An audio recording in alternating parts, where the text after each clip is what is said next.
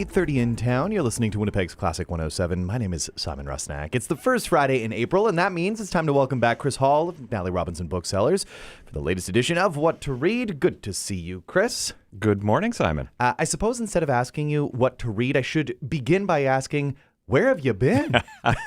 Yes, you're noting the tan. Yeah, my tan. you're sporting. Well, the sun has just returned to us here in the city, True. but you must have been elsewhere. I have just come back from Porto. I was awash in Vino Verde and port, and I saw a lot of sun and amazing trip. Yeah, it sounds miserable. That's right. And you know what? Literature kept following me around. I just kept seeing all these things that were related to literature. Talk about a wonderful trip of discovery and a wonderful opportunity to visit Portugal. It was interesting. I was over on the McNally Robinson social media page, over on the Instagram page, and I noticed that you'd welcome some travelers into your studio, into your space. None other than Deputy Prime Minister Hristiya Freeland was just at the store too, right? That's right. I got home from my trip late Wednesday night, woke up at 3:30, and then got it into work to welcome our Deputy Prime Minister. Yeah, on great Portuguese visit. time. Yeah, exactly. I was the best tanned person in the building. Certainly that. Well, it has been busy at the store, and there's always new stock to explore. And you've got 5 new titles that you've picked for this month. Where should we start things off? We're going to start with a novel, or actually, it's a set of short stories. We're going to start with fiction, I guess. It's called Death by a Thousand Cuts. It's by an author named Shashi Bhatt. And Shashi became known when she made the Governor General shortlist with The Most Precious Substance on Earth. Might be familiar with some readers. And now, as I say, this is a set of short stories. They are funny, they are honest, they explore the impacts on women's relationships with others and with themselves primarily. One writer, for example, discovers her ex has published a novel about their breakup. An immunocompromised woman falls in love only to have her body betray her. When another woman begins to lose her hair, she embarks on an increasingly nightmarish search for answers. So I think that gives you a taste of, it's just a little bit quirky, just a little bit funny, but at the same time very honest and very real, and it's a great read. It sounds like one of those just like raw, funny reads, Yes, right? Where you're just getting a little glimpse into these moments in life that we all experience in different ways. But certainly sounds like a fascinating way and a good way to begin this month's picks. You mentioned a former Governor General Award shortlisted author. Mm-hmm. Another writer whose previous efforts have earned some prestigious nominations, including 2 Booker Prize noms, is next on the list, right? Yeah, absolutely. A new novel from Sanjeev Sahota. May not be familiar, but you should try to get to know this fellow. He's been on the Booker Booker long list and Booker shortlist for each of his last 2 books, The Year of the Runaways and China Room. The new one is called The Spoiled Heart, and it is about a young fellow named Nayan Olak. He's a young Asian British man. He finds himself drawn to a woman who has returned to their hometown after long being away. He's also at the same time running for leadership of his labor union. This has been a labor of love, years of dedication that he's put into this. He thinks it's his due. Everyone is telling him it's his due, and then a young woman decides to run against him and causes more problems than they are expecting. So it's that kind of book, but it's hard to describe. I was saying to somebody that when you're in the hands of a really good writer, like the story just elevates beyond it, and that's how I would describe this. It's almost, the story feels a little bit less, or the summation sounds a little bit less than what it actually is. So he is a world-class author, and I used the phrase, he invites you in and he just treats you well. And I would imagine you have those other Sahota titles available at the store for those looking to really explore this writer and his previous efforts too. He explores the new arrivals, like new immigrants in our cultures, Britain in his case. But very thoughtful author. Now, earlier, I mentioned a current politician who'd visited your store, and I brought this up for a couple of reasons, because next we're going to talk about a former Minister of Health has penned a new prescription. Can you tell us about this? Very nice. Yes, this is called Health for All, a doctor's prescription for a healthier Canada, and it is by Jane Philpott. So yes, that's a familiar name to us all. Best known perhaps for her departure from Justin Trudeau's cabinet along with Jody Wilson-Raybould over the SNC Lavalin affair. But before that, she was the federal Minister of Health and she's a longtime working physician. So she's in a good position to talk about the health care system. And in this book, she calls out for a call for a radical disruption of our healthcare system. She says it's broken, but it is not beyond repair. So her vision is deeply rooted in a commitment to health equity, and she believes that giving up on publicly funded health care would only lead to a more expensive and certainly less equitable care system. So instead she challenges the system to be more comprehensive, better coordinated, to reset with universal access as its core component. So challenging, ultimately hopeful, repair the system rather than give up on it. Really fascinating indeed. And one of those things that we're all thinking about these days, given the position that healthcare is in here in the province and across the country. So indeed, certainly a fascinating read and a timely one. From current affairs, going back in time now, with the latest from a Who knows where historian. Who knows where I'll take you next? I know. Right? I'm so excited. I'm sure the listeners are too. This one is called The Invention of Prehistory by Stefanos Geroulanos. I apologize if I've butchered that name.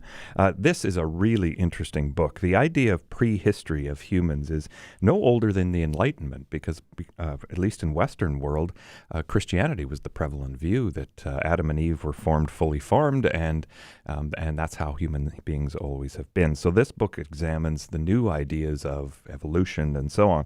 But starting from Enlightenment thinkers who really were the first ones to start questioning faith-based ideas. So right through Jean-Jacques Rousseau, Charles Darwin, Karl Marx, among many others. It's a real name-dropping kind of book, examines a lot of ideas from a lot of different people. But it argues that the ideas we have had about our origins have always represented our own time and what we want to believe about ourselves. So they have, for example, they've provided ideological foundations of repressive regimes. They've foundations for globe-spanning empires like the British Empire, and maybe the most clear example being the Nazi obsession with a superior race and a pure original German. So this book stirs the pot a little bit on those ideas. It really challenges the word single. Anytime it's a single original source for groups of people, single visions of ideas like progress or primitive or civilized really need to be looked at. They form kind of a set of assumptions that we continue to use without even knowing it about our formulation of the world today. And we're being challenged on those by indigenous people in our world most directly, but also by people of other races all over the world. So yeah, it's really one of those provocative books that, oh yeah, I guess that is what I do believe that, and I'm not sure why. It just, I kind of inherited it in a certain way. Yeah, that assumption, right? And challenging that assumption. Yeah. Sounds like a really fascinating read. Is it heavy? Is it one of those? No, it doesn't. I was curious about that. No, yeah. I didn't find it heavy. No, I found it fascinating. Yeah. Just one of those books that just have these wow moments, intellectual wow moments. I know exactly what you're saying. Very interesting indeed. Okay, so we've talked about medicine, we've talked about history, and now we're going to talk about art. Let's run the gamut here.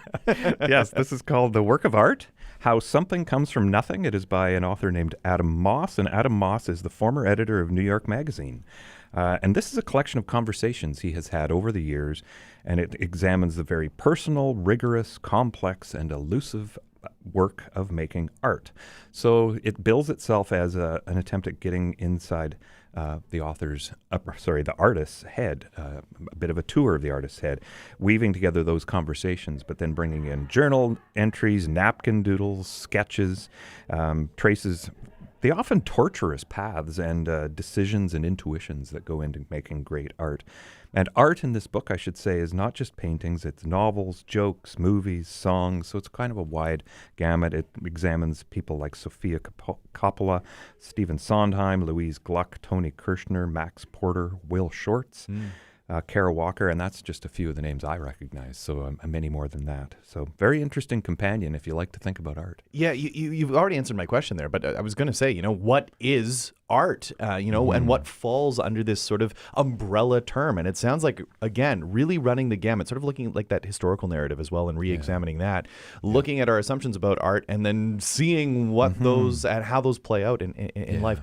What an assortment of reads. I mean, we say this every What to Read segment, Chris. I mean, it's sort of why you're on. But again, we're really running the gamut with these, and we'll get them all up at classic107.com. You can find them anytime at McNallyRobinson.com. And there's a few other things going on at the store. I mean, there's always things going on at the store, including classes. And there's one that has caught my eye on Sunday, April 14th. So we're just over a week away. A concert for the ages, a Beethoven Bonanza with Larry Strawn returning, who is just such a wonderful educator and conductor and musician and composer. Plenty else going on over at the store. Plus, Independent Bookstore Days coming up. Independent Bookstore Day. We've been doing this for a few years now. Yeah. And so independent bookstores across Canada, we've combined and coordinated, and we celebrate what we do this day and our customers and our supporters. So April 27th is Canadian Independent Bookstore Day. And in fact, the first novel the stories I talked about, Death by a Thousand Cuts, is an indie exclusive. So we are going to get it first. You can only get it from us for that first weekend, and I'm not sure for how long thereafter. But just part of the celebration. There will be giveaways, there will be contests. We'll just be having a lot of fun celebrating the fact we love to read. You do indeed. And is that celebration going to be happening at both stores here in Winnipeg? So at the Forks and at Grant Park? Yeah. Oh, fantastic. And online. Let's not forget about that too. The party happens on social media an awful lot these days. Yes, it does indeed. So yes, mark it on the calendar, April 27th. Also, fun fact, World Record Day is April 20th, and records are available at McNally Robinson as well. There is so much there. I should also say it's Poetry Month. And it's Poetry Month. So challenge yourself to read some poetry. April, isn't there a lot happening? Yes, and where can you find poetry, Chris, if you're looking for it? Do you know a place? Well, I have a source if you'd like to know it. Yes, exactly. I'll give you a hint. McNally Robinson is where you can find all things literary and more. McNallyRobinson.com, online at the Forks, second floor, or at Grant Park. Chris, thanks for being here as always. Thanks very much again, Simon.